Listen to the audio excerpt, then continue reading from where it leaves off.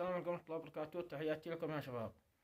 طبعا كلكم شاهدتم الفيديو هذا الذي 15 سعودي ضربوا 2 يمنيين. طبعا ما ضربوهمش اليمنيين، طبعا والله طلعوا قد يعني ما استسلموش وضربوا يعملوا جهدهم.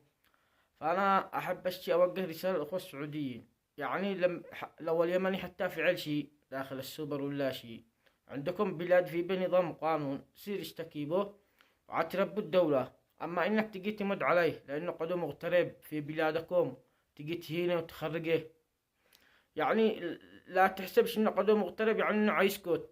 قسما بالله ما عايسكت، ما عايسكت، هو جا يشتغل بعرق جبينه يعني، لان بلادنا يعني الوضع ما يسمحش، فهاجي يشتغل بعرق جبينه. اما انك تجي تهينه لانه قدو خارج البلاد، فهذا عب ما يصلح. يعني نحن وانتم اخوة، نحن وانتم اخوة السعوديين، ولكن هذا الفعل غلط، اقسم بالله انه غلط ما يصلح. احنا واحد وشعب واحد.